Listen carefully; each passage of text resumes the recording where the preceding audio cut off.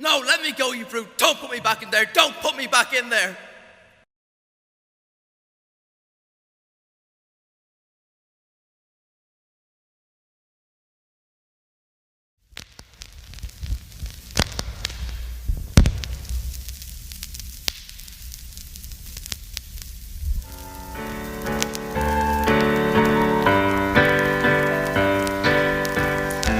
Journal of Dr. T.M. Seward, entry recorded 23rd of March, 1898. Since my last entry, 6 weeks ago, I've seen the love of my life, Mina Grant, languish and die of a malady I could neither remedy nor indeed diagnose. As if this were not a full enough portion of grief for any man to bear, I've subsequently been forced to witness those same symptoms developing my dear friend Lucy Westphal, and I've been equally powerless to prevent decline. Although my beloved Mina's symptoms first manifested on the morning of February 7th, the events of the preceding evening were so bizarre and foreboding that although I cannot rationally connect them to my troubles, I instinctively feel they bear me. It was dusk on that horrendous evening that I noticed a ferocious storm gathering on the horizon. The huge black cloud increased in size as it hurtled towards the shore. I know it was my imagination, but I had a distinct feeling that it was not merely a meteorological phenomenon, rather some conscious and malevolent being with some appetite for destruction. I was not alone in my interests, since many of the villagers gathered along the beach and at vantage points along the cliffs, and were looking on in wonder and amazement. For out in the centre of the storm, from the belly of the beast as it were, a small sailing ship appeared. She was a cargo ship, of the sort rarely seen any longer, but she was being tossed about cruelly like a child's plaything. As she neared the shore, pursued by that relentless howling maelstrom, we expected to see the frantic crewmen on deck trying to keep her afloat and guide her away from the rocks ahead. But only one figure was evident. There was a man at the wheel, swaying about wildly, with no apparent control over his movement. With a crash that rivaled thunder, now all about us, the ship was driven upon the rocks. And the answer became apparent. The man was dead, quite dead. His hands were not gripping the wheel at all, but had been lashed to it for some reasons I cannot begin to discern. Thinking there might be a few living souls on board, several of the more courageous townfolk approached the vessel to effect a rescue. But immediately, a great gust of wind tore the hatchway from the cargo. From below, the ship's only living occupant emerged. There he stood, impervious to powerful winds swirling around him, the prestigious wave rushing across the deck. A huge, black hound. His proportions exceeded those of any breed I'd ever heard of, easily larger than a Great Dane, and as massive across the shoulders and haunched as a stallion.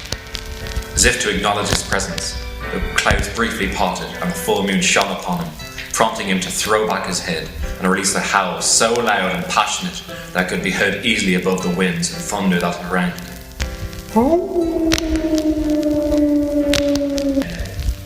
With a mighty lunge, he cast himself over the rail and landed on the beach 20 feet below. He then cast his attention to the promontory above the hospital where stands Carfax Abbey. As he turned to gallop off in that direction, he once again gave forth that ungodly howl.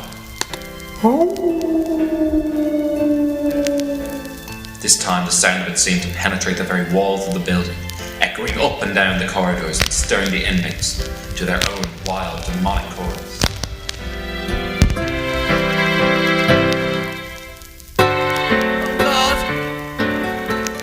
Oh dear God! He's coming! He's coming!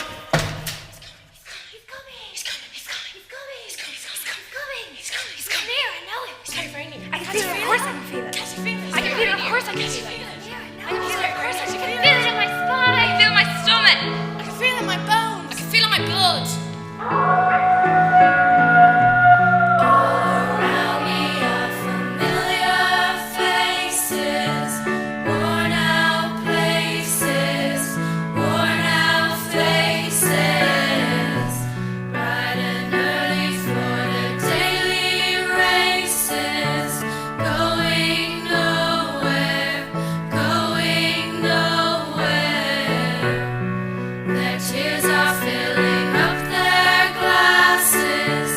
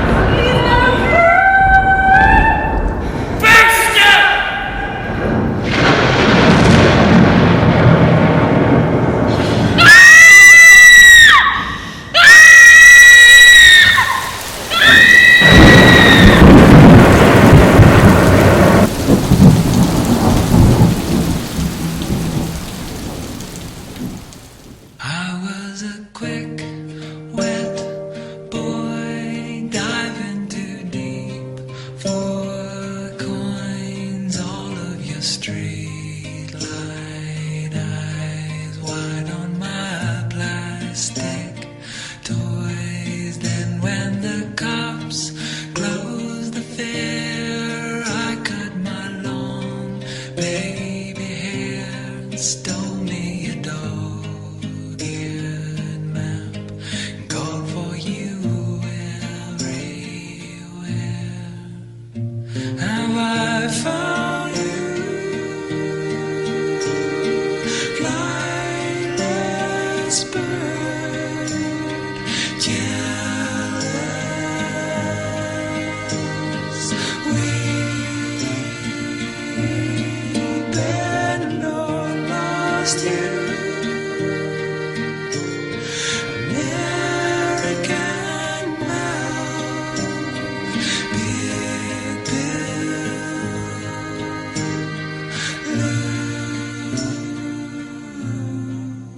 Now I'm a fat house cat, nursing my sore blunt tongue, watching the warm boys and rats go through the white fence cracks, pissing on magazine photos, those fish and boys down in the cold and clean blood of Christ mountain stream. Have I found you, flightless bird, grounded,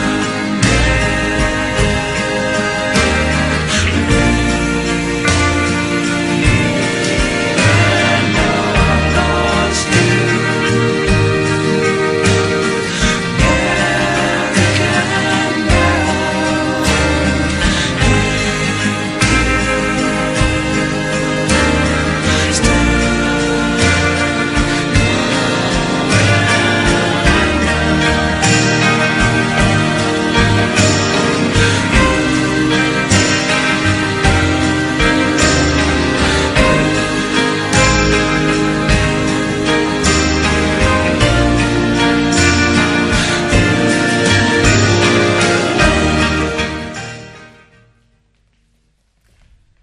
Until tomorrow, my Mina.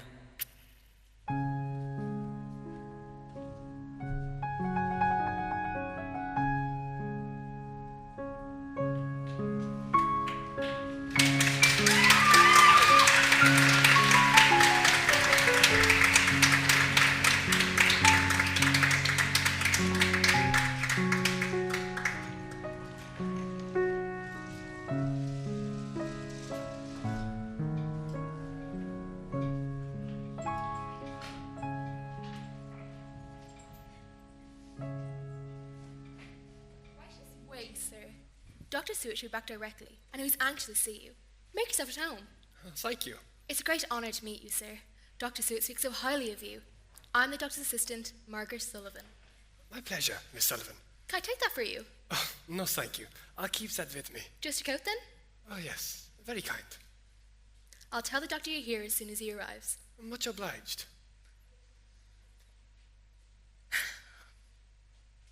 Is there something... It's just... There's been a great sadness in the house lately, as I'm sure you know. I appreciate your concern. I hope to be shedding light on the matter very soon. That'd be grand. Well, I best back to my duties. God be with you, Professor. God be with us all. Amen.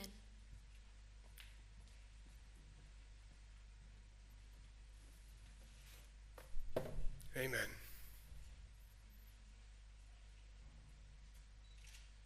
Ah, how do you do? How do you do? May I be of some assistance? I'm waiting on Dr. Seward. Indeed, well, I'm his associate. How may I help you? Forgive me, but I must consult only with Dr. Seward. Oh, come, my good man. No need for embarrassment. Whatever your symptoms may be, I assure you I am more than qualified to assess them. You are looking at a man intimately acquainted with mental disease. Please, sir. If I may venture a guess, stab in the dark, as we say. Fellow of your years getting a bit fuddled, are we? A few cobwebs gathering in the old belfry. Sir, I am seeking no services. I am here at Dr. Seward's invitation. Oh, really? Strange I was not informed of any such invitation. Name, please. It is Van Helsing. Abraham Van Helsing. It is not. It is. Professor Abraham Van Helsing? The Professor Abraham Van Helsing? Quite so. Hell's bells! This is indeed a momentous occasion. How wondrous strange the fate should cast together two such geniuses as we. Your work, Abram, in the realm of the supernatural. Uncanny. You flatter me, Dr. Renfield. Robert Renfield. You have some interest in the occult. I dabble, sir, I dabble. Oh, I could kill that Seward for not mentioning this. The little sneak. Well, he'll get his, let me tell you. But no matter, have a seat, Abram. Tell me, what brings you all the way from Holland to our little bedlam by the sea? Again, that is a matter for myself and Dr. Seward. Understood. Understood. Of course, it might be in your best interest to confide in someone like me. The good doctor hasn't been himself lately. What are you saying? Well, it is my professional opinion, that is, my scientific, clinical, diagnostic analysis, that the man's about to pop his cork. His moods have become increasingly morbid. It's the grief, you see, grief at the loss of his beloved. Miss Grant. Ah, I see you know something of the case. Yes, the enchanting Miss Mina Grant. A voluptuous specimen she was, I'll be sworn. Might have had a go at her myself were not for my loyalty to dear old Dr. Tom. And are you also aware we have in our midst a certain house guest, Miss Lucy Westfell?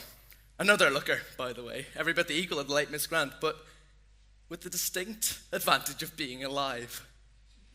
At least temporarily, that is, since she's been exhibiting the very same appalling symptoms. Right then, yes. I know of Miss Westfell as well. Then I found you out. No other expert medical exotic that you are, poor desperate Seward must have begged your assistance. Well, let me tell you something, dear boy. Were I you, I'd turn right around and make a beeline for the lands of dikes and windmills. And why would I want to do that? Alas. Now it is I who must maintain secrecy. But I assure you, dear Professor, anyone who remains in this asylum has got to be out of his mind. Go now. In fact, I'll tag along. It's time I was moving on. Are the tulips in bloom this time of year? I have no intention of leaving. Sir, as one doctor to another, there is naught you can do here. You'd be a downright fool to stay. Sir, I am no fool. And you are no doctor. Whatever do you mean? Well, to begin with, you're dressed in rags, and you're covered in filth. Oh, that. Been doing a bit of gardening, haven't I? Oh, have you? Of course I have. I'm what you call a child of nature. Quite stimulating to be out there in the greenery, all those creatures flitting and creeping about.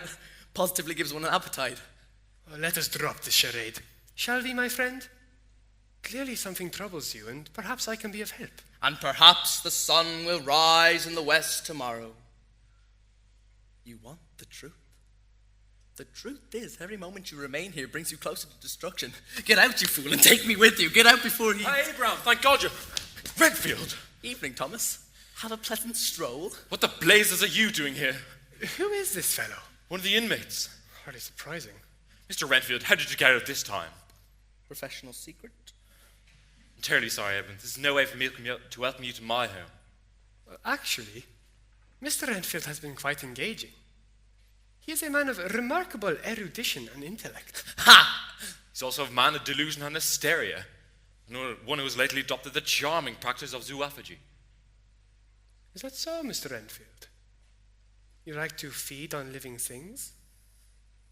I confess to certain Epicurean weaknesses. And do you favor any particular species? He's wild about flies. Currently, that is my passion. Did you know, Professor, they vary in flavour? The green ones, the blue ones, the golden ones, they all taste distinctly different. But the black ones, oh, those big fat black beauties.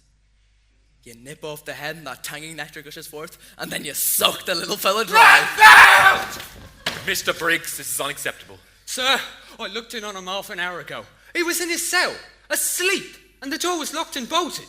We can't have him run away like this every few days. Look, Gov, I feeds him, I cleans up after him, and I walks him around the grounds. But this one here needs a bleeding zookeeper. Ow! You want to play then? Let's play! Enough, Briggs! For God's sake, let him breathe. He's a piece of filth, sir. Him and his flies. It's revolting to watch him sucking on them filthy little things. He's no better than they are. You would judge me? You who feed on the flesh of the dead swine, the deceased sheep, the decaying cow, a whole menagerie of cadavers? You let others do the dirty work, do the killing for you. I could out the middleman and live off the living. But why flies, of all things? Everybody's got to start somewhere. But even the lowly fly, dear sir, embodies the great surging energy of the cosmos. You hear them buzzing about your head and find them a nuisance. I hear the rhapsody, the great surging power of the elemental world. And you crave this energy. I thirst for it. It's in the blood, you see. The blood. The blood is the life. Is he quoting the Bible? Yeah, verily. Ye that dwelt in the valley of shadow of death, be forewarned. A shepherd approached it to lead thee to slaughter. Enough of this, Mr. Renfield, you'll have to go. Capital idea. Be happy to go, far away as possible. Other side of the planet preferably. Chain me up and lock me in a dungeon in Patagonia. Briggs, remove him. My pleasure, sir.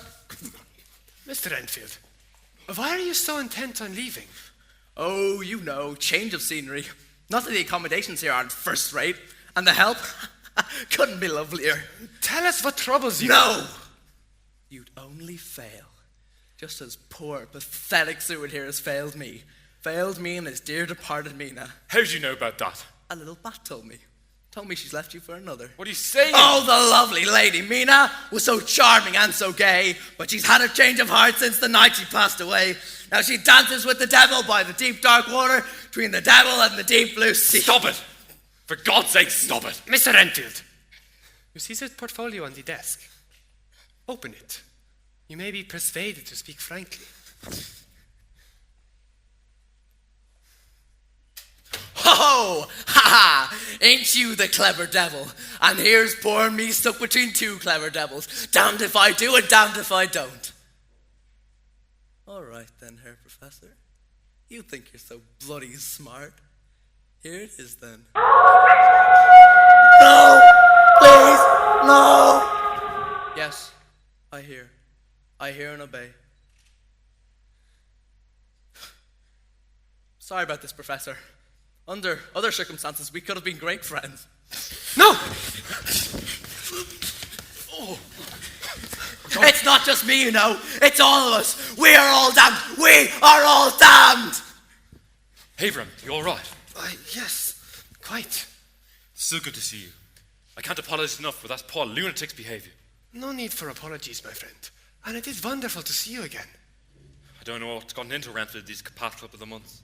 He's never been prone to these morbid appetites or any sort of violence. What do you see that enraged him? We will discuss that in good time. First, I must know more about your current situation. I wept when I read your letter. Yes. I'm afraid way will the two lunatics are the least of my worries. Tell me about your Mina. The illness came upon her literally overnight. Her and Lucy, they were best of friends, were visiting with me. Then one morning she awakened frightfully pale and would barely the strength to get out of bed. I examined her thoroughly, searched through every single medical text I could find. But I could only arrive at one diagnosis. Loss of blood. Precisely. Just as you wrote me. Then began the transfusions. Yes. The first is miraculously successful. She's up and about in no time. But a few days later she was stricken again. This began a downward spiral. There were 5 more transfusions, each one less effective than the last, until finally, I lost her.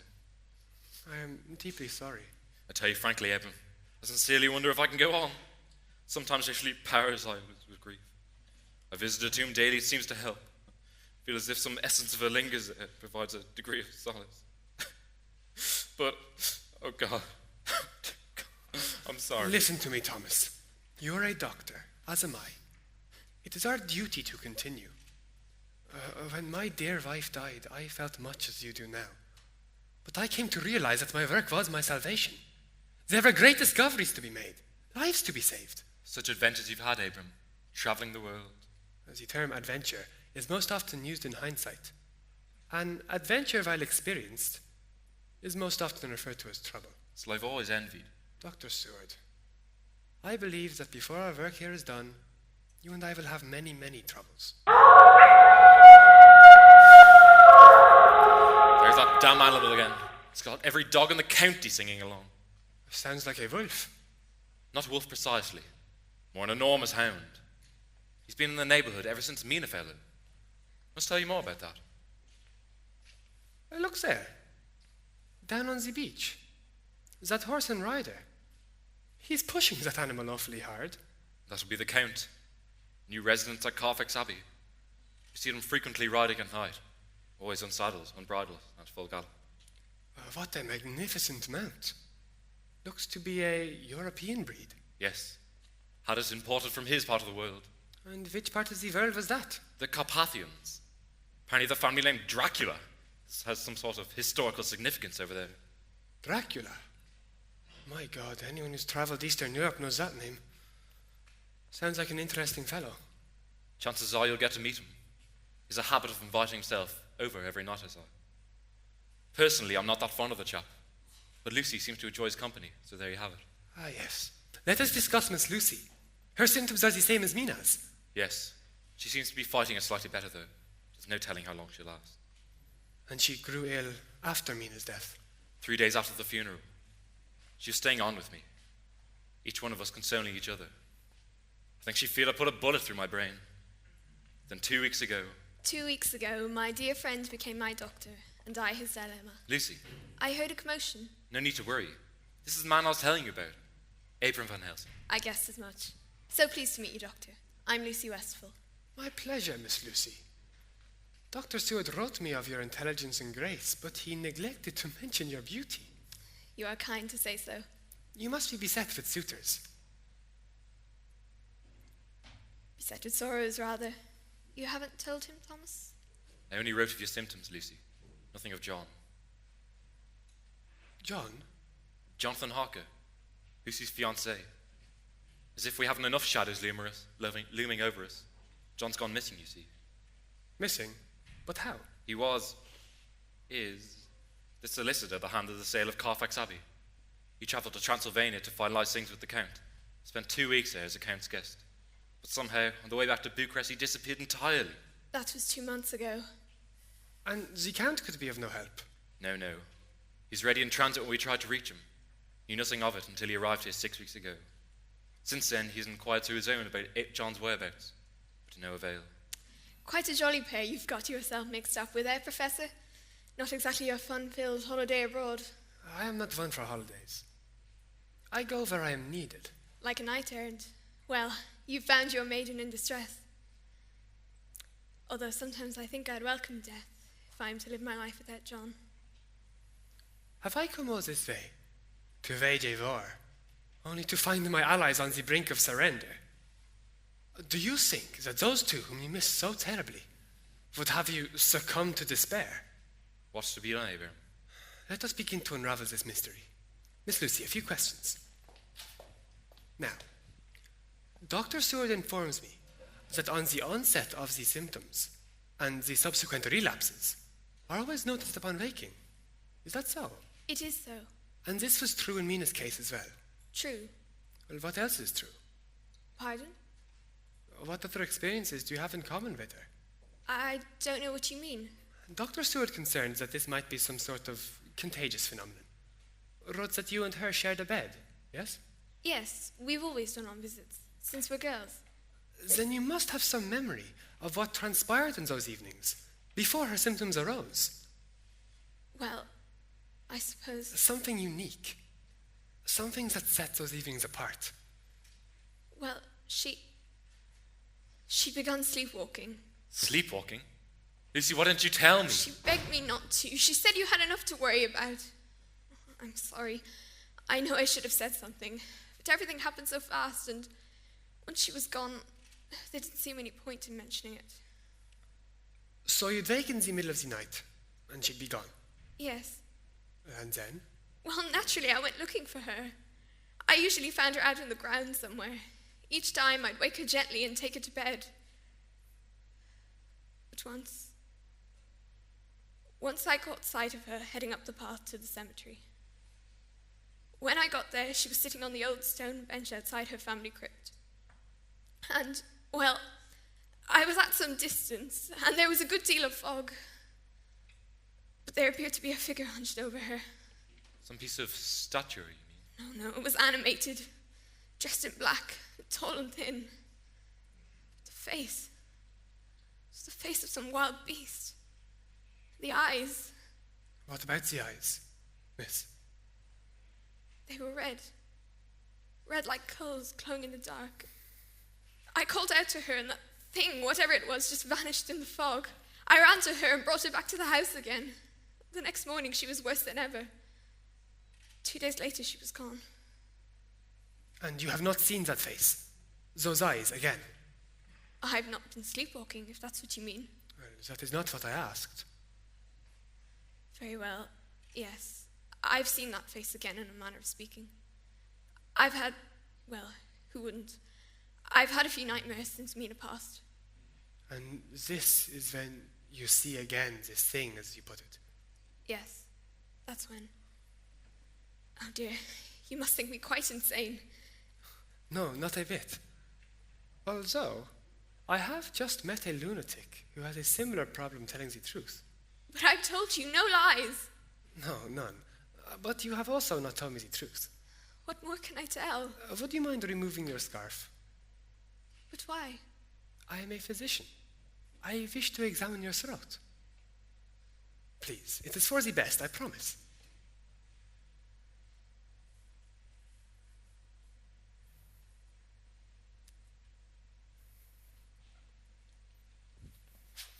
It is as I thought. Thomas, come and see. Look familiar. Yes. Mina had the same 2 wounds. Lucy, why have you kept this from me as well? I don't know. Pugs. I thought they were insect bites.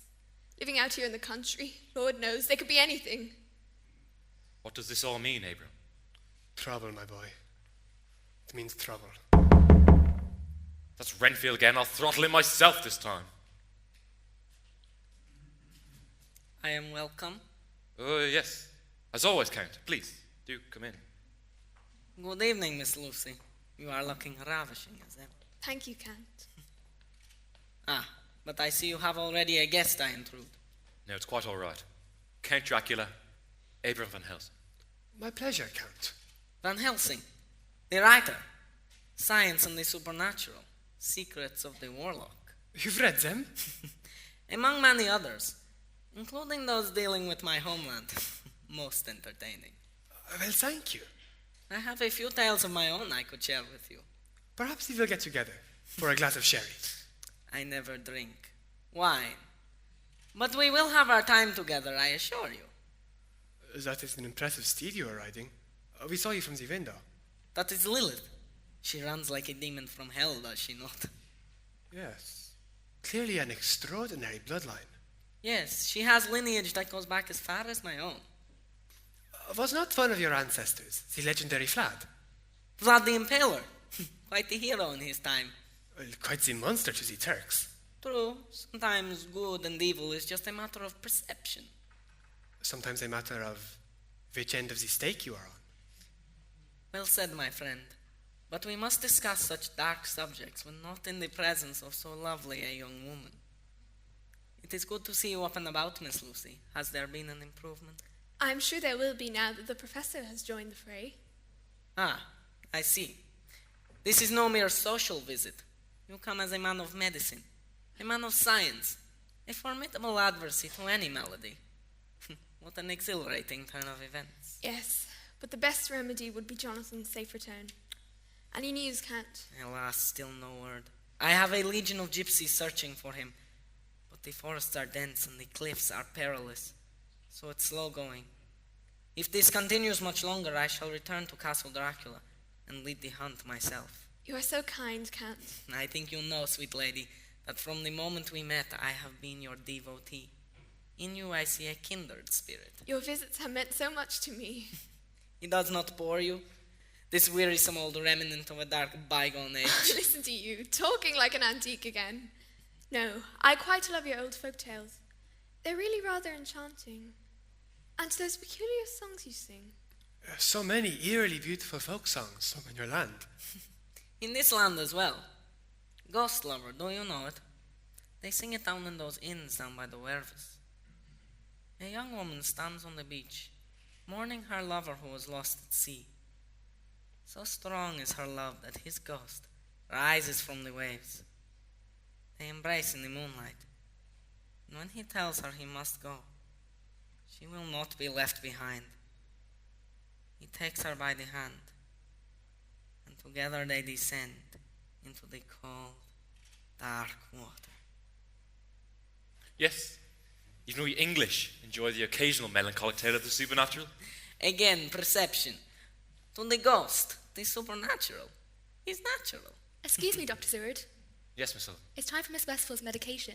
Oh, but Thomas, how can I leave such enchanting company? 2 exotic continentals in one evening. Do not neglect your health on my account. I will be visiting again before long. And you'll be seeing plenty of me. Well then, I'll be a good girl and run along. Au revoir, Count. Au revoir, mademoiselle. Pleasant dreams. So, you'll be staying on for a bit then, Professor. Until we put the roses back in that young woman's cheeks. Very good. Any idea what might be the trouble? Nothing that I can say of as yet. You see, I would be most interested to hear your diagnosis. I am so new to this country, and her warmth and hospitality has meant a great deal to me. And what brings you all the way from the somber peaks of Transylvania? Well, I do miss my castle Dracula. In its shadows, I found the solitude I so often require. The Abbey is hardly without its own shadow. Yes, Carfax quite suits me. But I am not entirely a recluse. I sometimes have an absolute hunger for people. And you see, in my land, they are so few and lacking in variety. Here I can be near the crowded streets of your mighty London. Here I can state myself amidst teeming thousands. I must say, I had no idea you're so fond of people. Humans? I thrive on them. I love all shapes and sizes, every color and temperament. But the young ones most of all. Why the young? They are so fresh. Yes, I see. The innocence in their eyes, the blush in their cheeks, the purity of emotion. Well, you're quite the connoisseur. But me and Abraham do need to get cracking.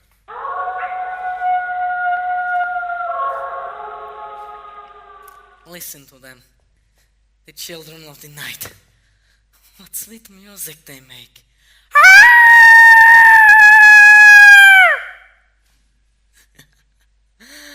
Ah, gentlemen, you who have dwelt in the city for so long cannot know the heart of a hunter.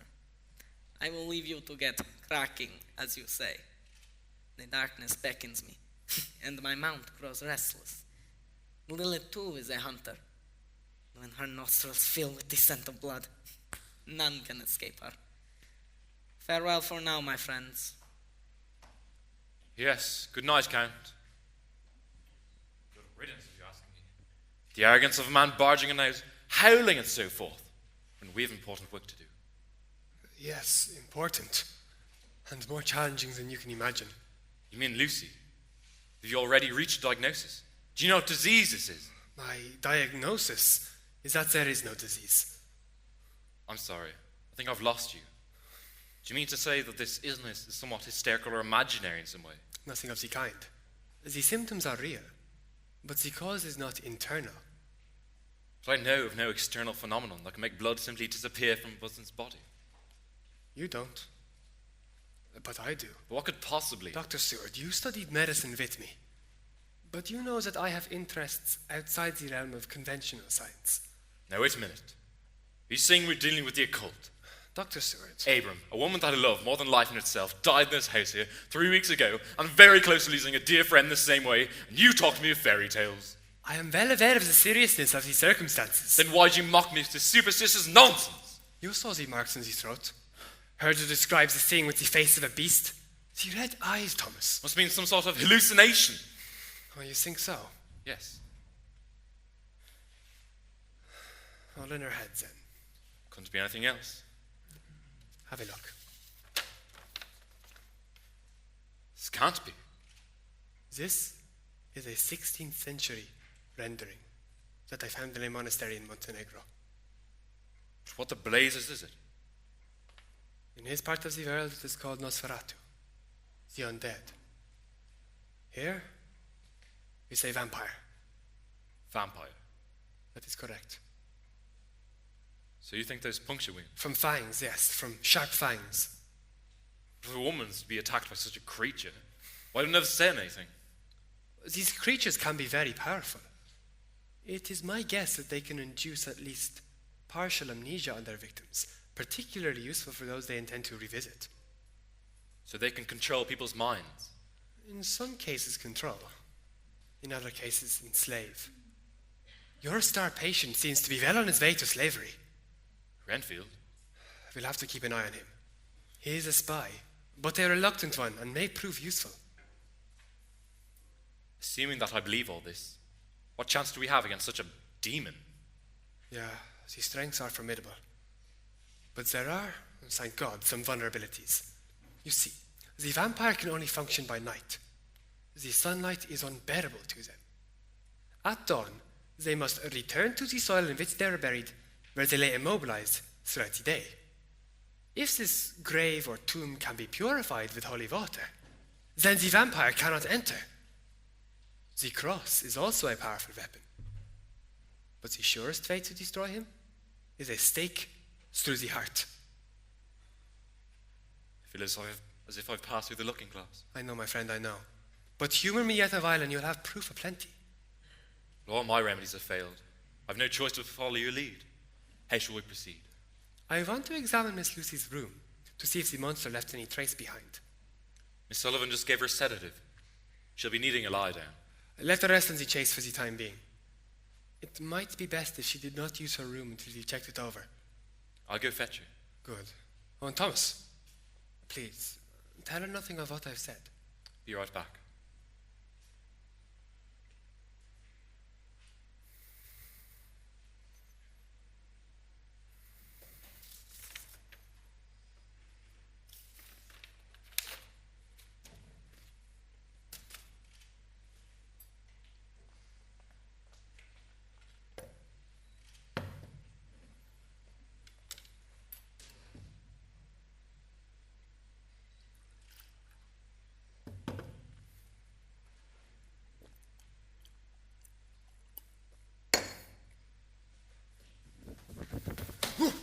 My God.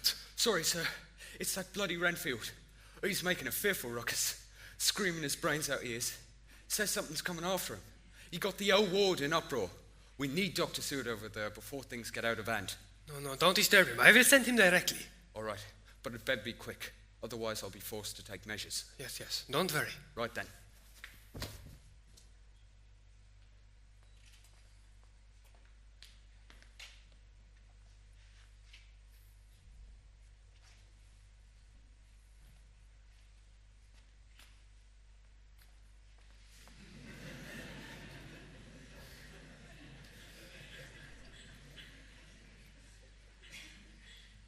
Hello again, my dear. So sorry to inconvenience you. It's all right, Doctor. I'll be quite comfortable here. Seward, your attendant was here a moment ago. Says Renfield's causing quite a disturbance, and you're needed over there. Good grief. Well, I'll get over there once I've shown you Lucy's room. Meanwhile, I'll put Sullivan on the case. No. You go ahead. I will turn out the lights. All right. Sleep well, Lucy. Thanks, Tom. He's a good one, that Seward. I couldn't agree more. We were all so close. He and Mina, John and I. You know, we were planning to take our vows together. A double ring ceremony. Isn't that sad? Please, try not to upset yourself. It is important that you rest. Do you think there's any chance I'll see my John again? By all means. There is always hope in such cases. Now please, lie down. Close the eyes. I'm so glad you're here, Professor. As am I, my child, as am I. Now sleep. Shh.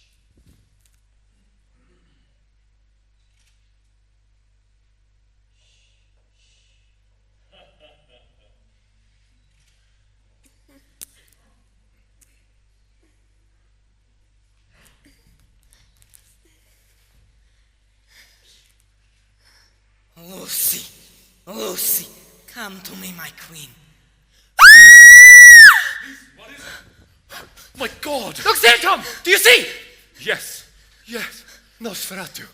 Nosferatu! Stand back! Stand back, damn it! I missed. Sorry. Great heavens! Lucy, do you see? John, John, you've come back. Oh, thank God. Thank God. Extraordinary.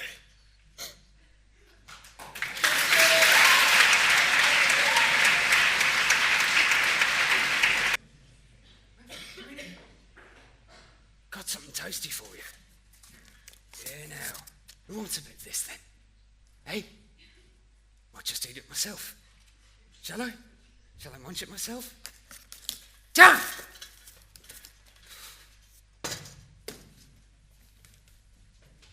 Norbert! Ow!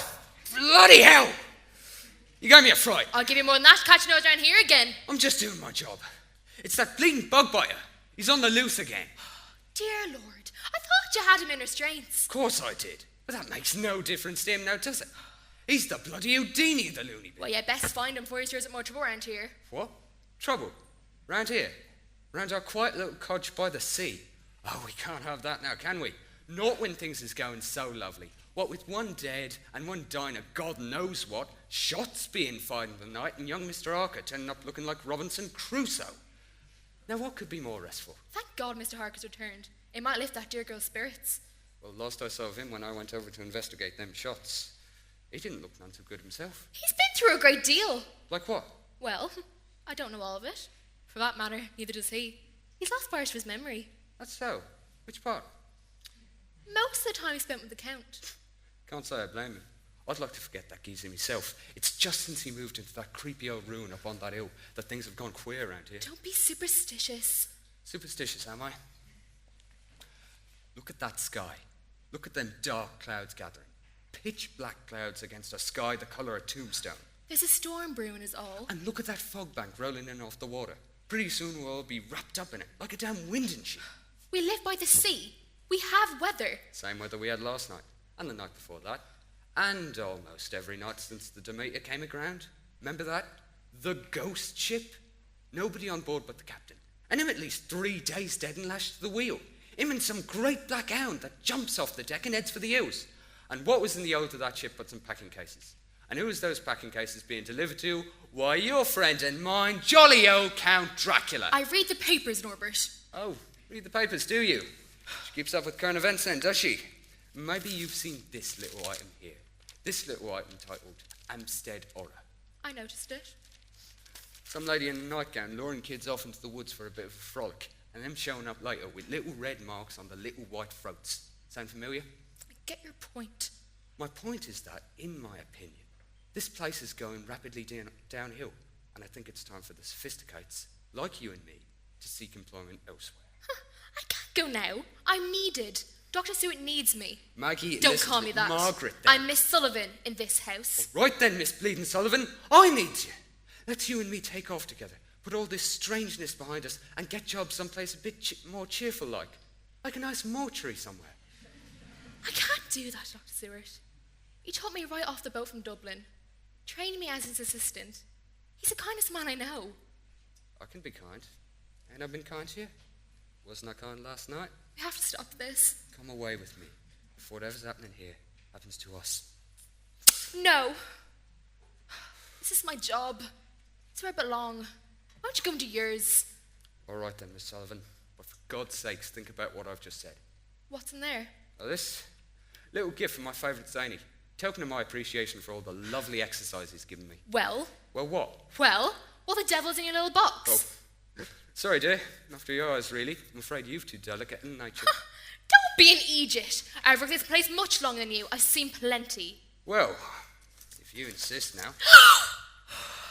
You're just as sick as Renfield. Get out of here now. You are sick. Curiosity got the rat.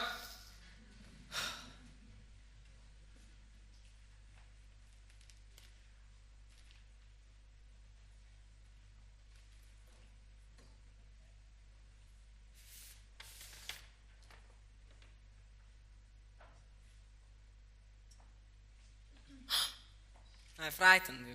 It's all right, sir. I didn't hear.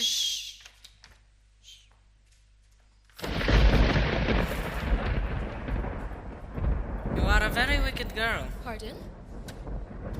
You have been wicked with that lotus imbecile who just left you. I'm sorry, sir. That's none of your business. You dare use such a tone of voice with me? I don't answer to you. Ah, that Celtic defiance. You are so typical of your race. Proud, but stupid. Well, as much as I'm enjoying the company, sir, I think I'll run along. If only you could. What? Run along. But you don't move. What's wrong with your legs? What's wrong with my legs? You must want to stay. Your wickedness keeps you here. I'm not. I can teach you about wickedness. I'm not. Dear God. Shall we begin our lesson? Oh, sweet Jesus. Don't come near me. Don't come near me. Don't come near me. You'll have to be louder than that for them to hear you. Try again. What's wrong with your voice? What's wrong with my voice? You must want to stay. I must want to stay. To stay and to learn. To learn. You are a servant girl. You must learn to obey. No! No? I'm not a servant girl. I'm a doctor's assistant. With the doctor, you assist. With the master, you serve! Do you hear me? Yes, Yes. master. Do you know that I have enemies? Enemies. They think to hunt me, but they are the hunted. They are the prey.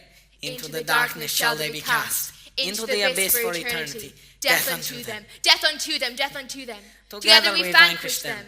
Death unto them. Death unto them. You are now my creature. I see with your eyes, hear with your ears. My will be your will. My will be done. Thy will be done. Thy will be done. Very good. What say you? I obey. They approach. Forget until you hear my command.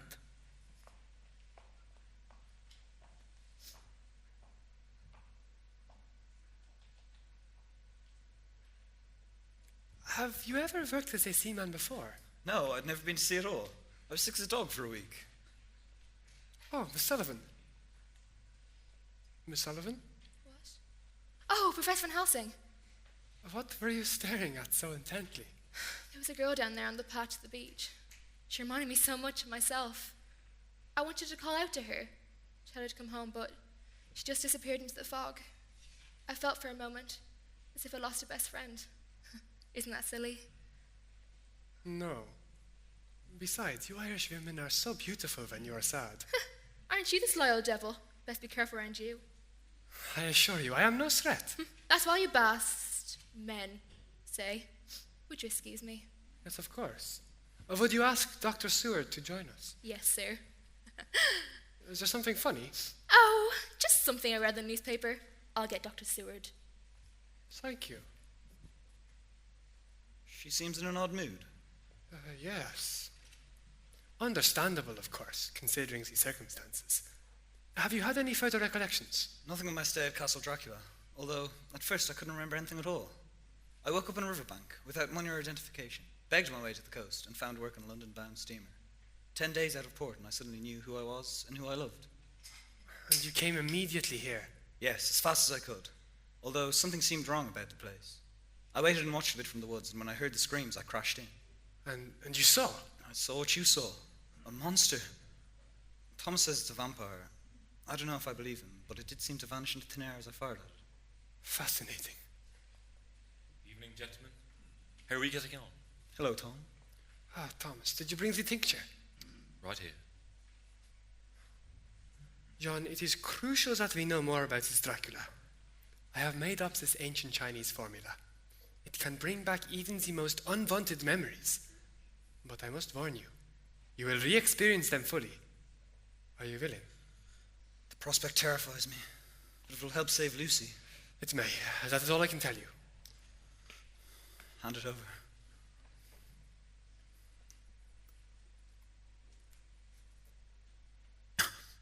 Oh God, that's foul. What is that stuff? You don't want to know. It's the worst thing I've ever tasted. Listen, John. We haven't much time before this wears off, and it only works once.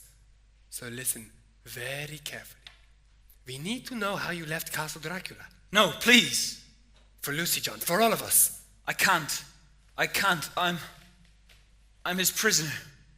His prisoner? He's kept me locked in this room for weeks. I don't know what he plans to do, but I know it's not good. I've decided I have to escape. He has gypsies guarding the place by day, and a vicious wolf pack surrounds it at night. But just before dawn, there seems to be neither gypsies nor wolves about the place. That's when I make my move. I knot some sheets together, lash them to the bed, and lower myself out the window. But the sheets aren't long enough, and so, 10 feet from the yard below, I let go. It takes a while to regain my senses, when suddenly I'm surrounded by these swirling golden particles, glittering in the pre-dawn light. Then, out of nowhere, I've got the ice, you've got the fire, I've got the love to take you higher. That's how you played it. I've got the brains, you've got the money, this is a race. Let's go now, honey. That's how we played it. Come on, pretty baby, I'll be taking you down. They say you got crazy all over town. Every time I close my eyes, it's like a dark paradise. No one compares to you. I'm scared that you won't be waiting on the other side. Every time I close my eyes, it's like a dark paradise. No one compares to you. I'm scared that you won't be waiting on the other side. Oh, oh, oh, oh, oh, oh, oh. I don't wanna wake up from this tonight. Oh, oh, oh, oh, oh, oh, oh. I don't wanna wake up from this tonight. There's no relief.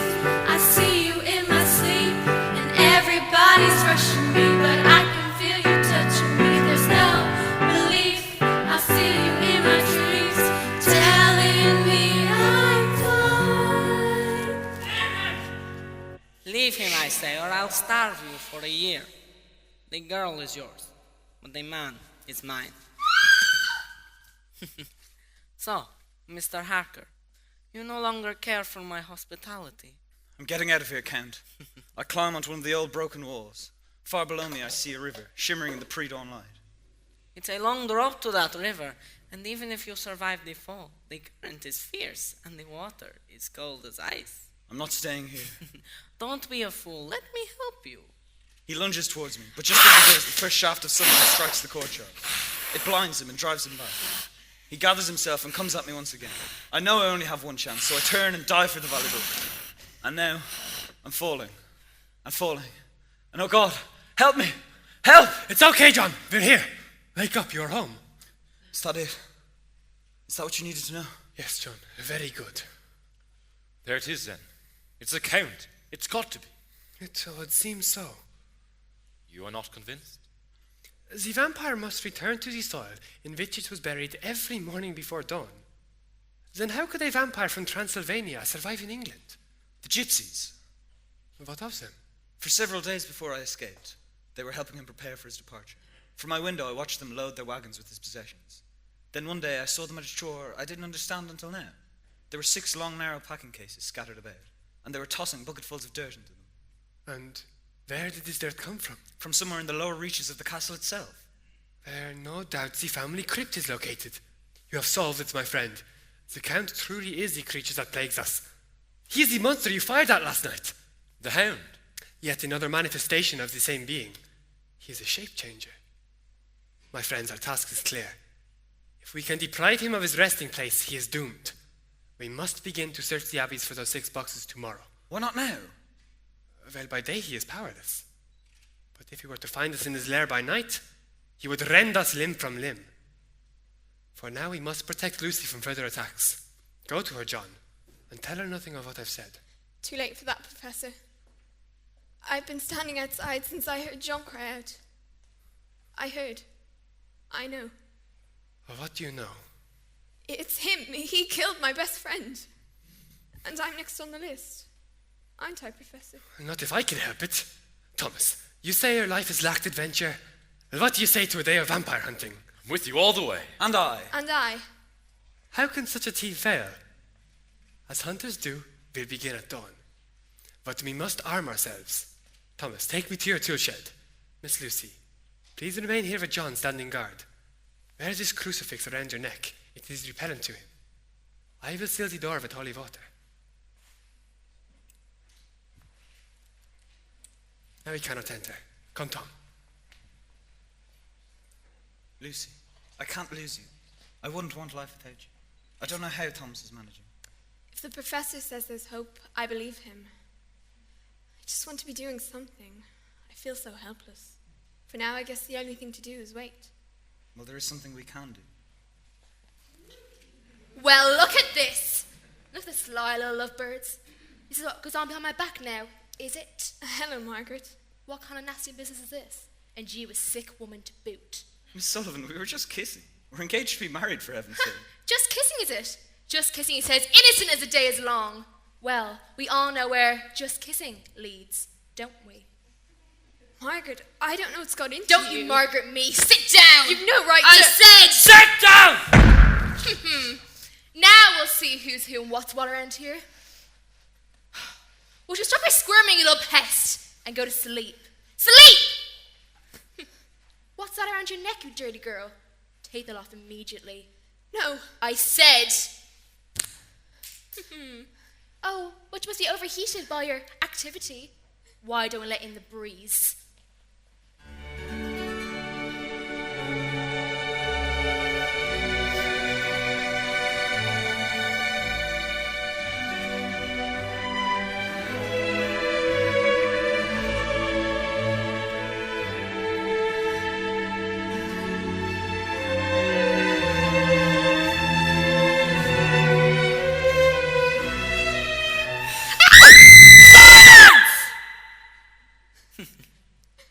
So, you, like the others, would play your wits against mine. You would help these fools frustrate me and hunt me in my design.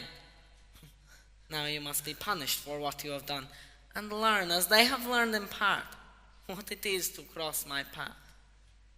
You, their best beloved, are to be made flesh of my flesh, blood of my blood. When I call, you'll come to me. You shall cross land and sea to do my bidding, and to that end.